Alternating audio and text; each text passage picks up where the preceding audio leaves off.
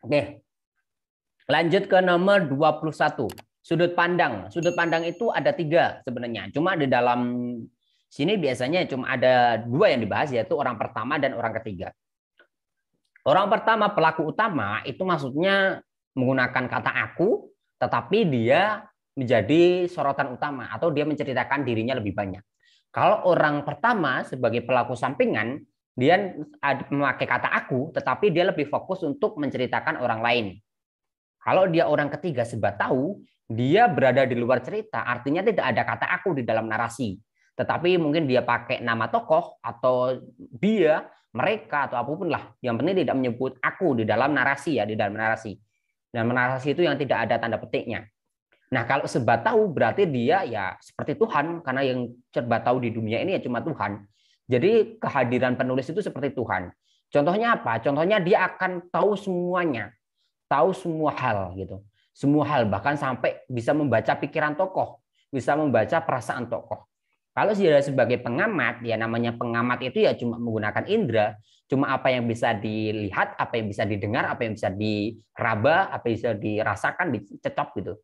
Jadi kalau dia pengetahuannya cuma sebatas indera, ketika sudah tidak bisa melihat ya dia tidak akan menceritakan lebih lanjut gitu. Sekarang kita coba baca ini ya.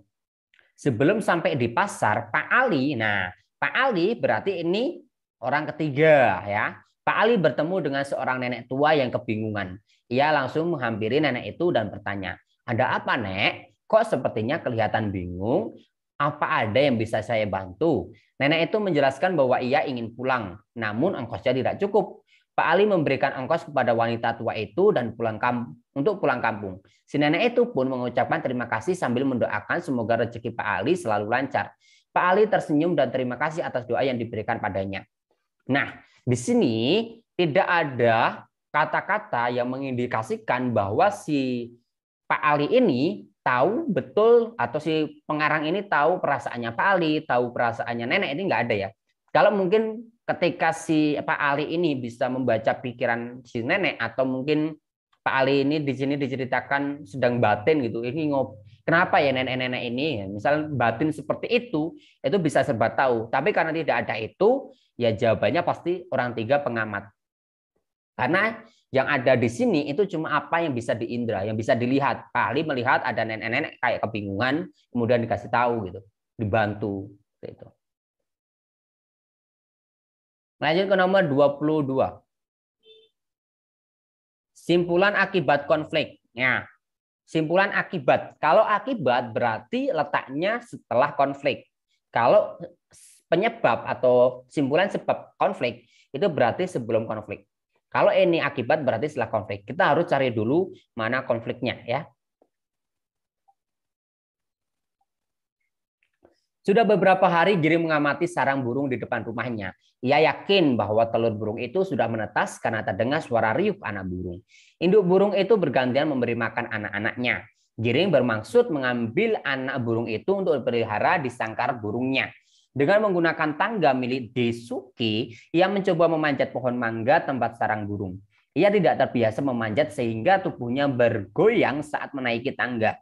Cabang yang menjadi tumpuan tangga semakin membuat tangga yang dipanjatnya bergoyang-goyang. Giring terkejut karena di depannya ada seekor ular yang bersiap mematuk tangan Giring. Rupanya ular itu akan memangsa anak burung.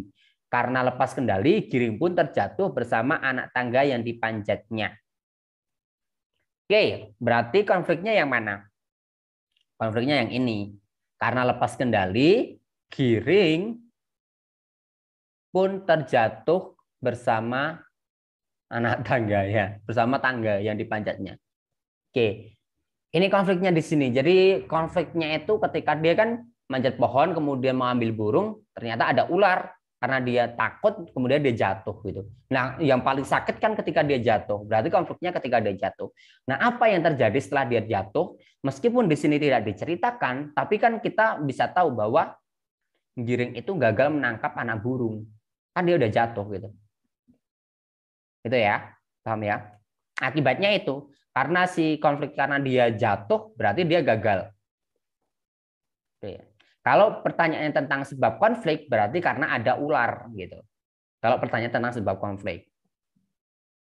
Lanjut ke nomor 23. Perbedaan pola pengembangan. Nah, sama kan? Tadi juga ada perbedaan pola pengembangan. Sekarang di sini ada pengenalan tokoh, pemaparan latar, kemudian penyelesaian cerita, pemaparan konflik gitu. Pengenalan tokoh berarti di situ dikenalkan tokoh-tokohnya, dijelaskan tentang satu tokoh. Kalau pemelataan latar berarti di situ dijelaskan tentang setting tempatnya atau setting suasananya. Sekarang coba kita baca. Ya. Embun masih menyelimuti daun-daun anggur di samping rumahku. Matahari terlihat. Udah jelas ini berarti tentang latar. Nah, jawabannya antara B sama C. Sekarang kita lihat yang teks 2, apakah konflik atau tokoh. Bayu berteriak-teriak memanggil ayahnya. Ya, lelenya mati banyak sekali. Lelenya mati banyak sekali, berarti ada masalah di sini. Selesai, jawabannya B. Gampang kan? Gitu ya. Jadi ketika di sini sudah dijelaskan tentang latar tempat atau suasana, berarti langsung latar. Dan di sini ketika kalian melihat suatu masalah, berarti langsung pemaparan konflik.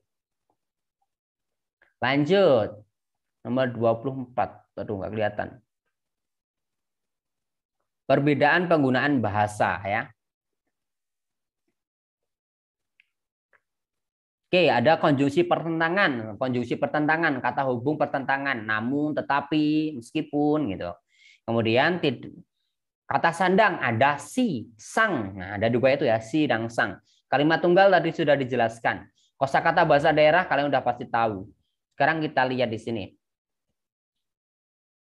Kami menjulukinya lelaki pohon. Bukan lantaran postur tubuhnya yang menjulang melampaui daun-dahan yang menyerempet mengenai tubuhnya. Tetapi berarti pakai konjungsi pertentangan.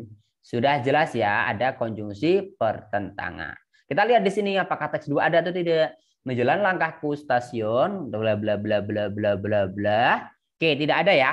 Jelas ya, di sini ada kata tetapi yang merupakan konjungsi pertentangan. Jawabannya udah pasti A. Dah gitu aja. Ketika kalian udah ketemu satu jawaban, langsung yakin itu. Karena memang udah jelas ya, di situ ada kata tetapi. Nggak usah dibaca ulang atau nggak usah lanjut ke teks 2. Lanjut ke nomor 25. Komentar. Oke, komentar isi teks itu kita harus mengambil komentar-komentar yang positif. Sama seperti ketika tadi prediksi situasi ya. Pak Andrian selalu mengatakan ketika memberi komentar jadilah orang baik gitu. Karena ketika kita itu dituntut untuk menjadi baik di sekolah kan ada pendidikan karakter. Jadi komentar kita itu harus komentar yang baik. Sekarang kita lihat. Hari ini kamu harus sarapan Diandra, tapi tidak ada tapi-tapi, tidak ada alasan telat sekolah lagi. Kamu sudah terlalu kurus. Lihat, baju dan rokmu sudah longgar semua. Tapi kalau telat aku dimarahi, Bu. Biar ibu yang mengantarmu hari ini. Kalau dimarahi, ibu yang akan bilang pada gurumu, kenapa kamu terlambat? Kenapa? Karena aku harus sarapan dulu. Astaga, Bu. Aku bukan anak kecil lagi. Nanti aku malah ditertawakan. Siapa yang menertawakanmu? Teman-temanmu. Coba saja kalau mereka berani menertawakanmu. Kali ini aku tak bisa melawan kehendak ibu. Ibu bahkan mengancam tak memberiku uang saku kalau aku menolak untuk sarapan. Sejak hari itu ibu mulai ketat mengawasi sarapan pagiku. Karena hanya pada saat sarapan ibu bisa menemaniku. Selebihnya ibu harus bekerja sampai larut malam demi menghidupi kami berdua sepeninggal ayahku. Berarti apa? Sarapan tidak harus di rumah. Yang harus memperhatikan sarapan adalah ibu, enggak juga. Yang dilakukan Ibu Diandra sikap berlebihan, enggak ya, bukan berlebihan ya. Itu adalah sikap orang tua yang bagus ya.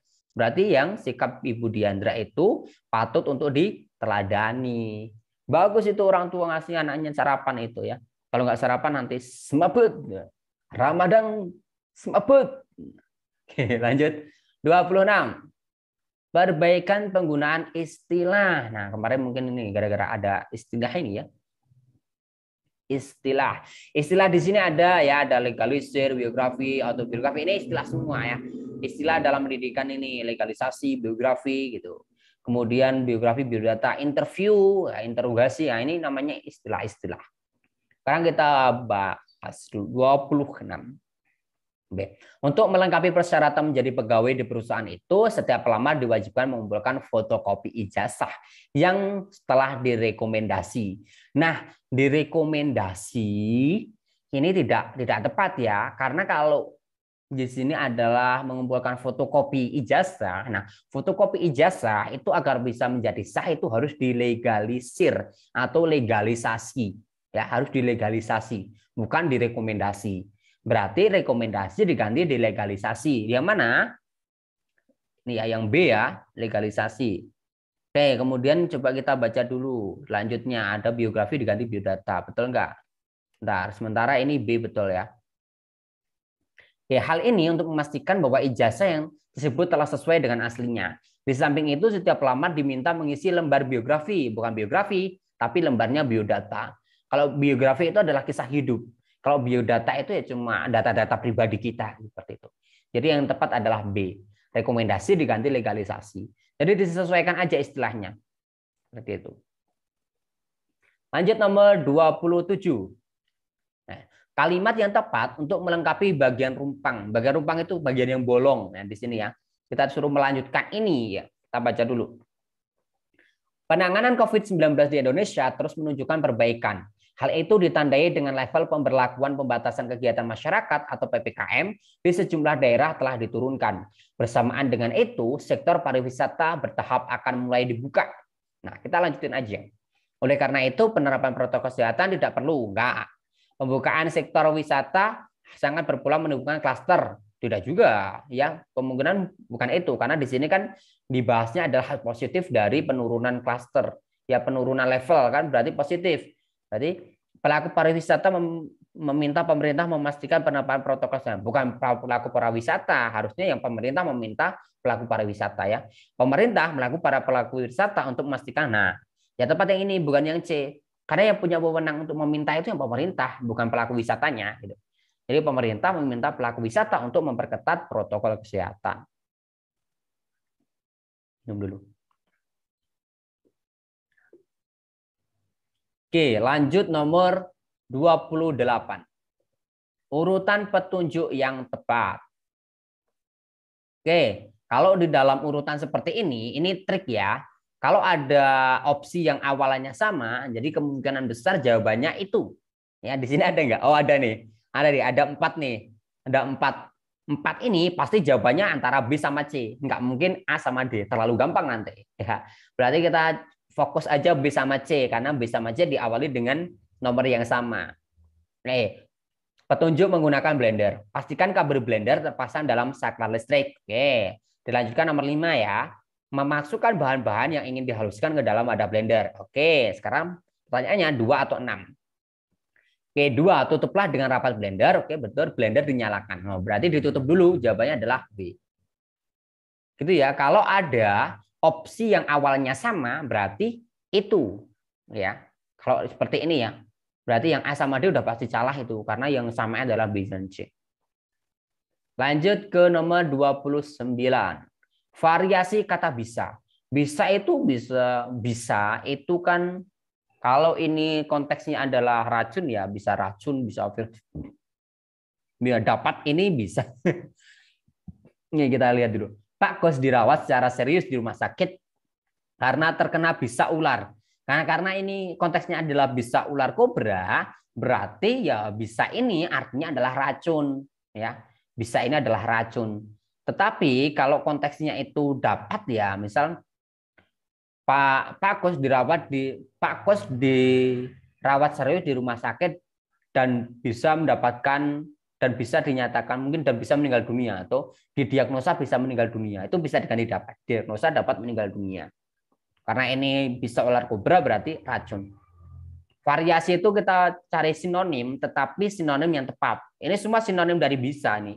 Virus, enzim, dapat, racun ini sinonim bisa. Tetapi yang paling cocok untuk menggambarkan ular kobra adalah racun. 30. Kalimat tidak efektif. Tidak efektif itu biasanya paling banter adalah ya karena boros gitu, terlalu penggunaan kata yang berlebihan. Sekarang kita coba baca. Siswa SMP terkenal itu telah memenangkan lomba berpidato. Oke. Ia akan mendapatkan hadiah dari panitia.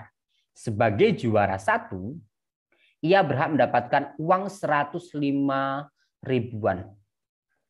Di samping itu, ia juga akan mendapatkan piagam penghargaan.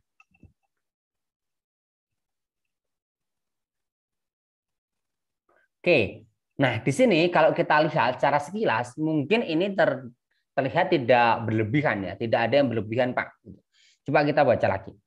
Siswa SMP terkenal itu telah memenangkan lomba berpidato. Nah, ini kan ada yang ini ya, tidak perlu pakai kata telah, ini sudah misal siswa SMP terkenal itu memenangkan lomba pidato. Itu kan bisa langsung gitu loh. Dan ia akan mendapatkan hadiah dari panitia. Sebagai juara satu, ia berhak mendapatkan uang 105 ribuan. 105 ribuan. Nah, 105 ribuan ini kan bukan 105 ribuan, 105 ribu gitu aja, bukan 105 ribuan. Ini kan jadi rancu ya. Jadi artinya kan bingung. Artinya kan jadi ada dua, 105 ribu ya, 105 ribu atau seratusan jumlahnya 5 gitu. 105 100 ribuan jumlahnya 5 gitu. Kan karena ini menimbulkan makna ganda atau maknanya jadi bias, itu ya berarti ini tidak efektif gitu. Jadi sebuah kalimat yang efektif itu harus jelas, harus padat, jelas, singkat, padat, dan jelas gitu. Berarti nomor 1 dan 3 ada di opsi C. Ya, karena di situ ada bias, maknanya bisa dua. Uang 100 ribu, 105 ribu, atau 100 ribuan 5. Artinya bisa jadi dua itu.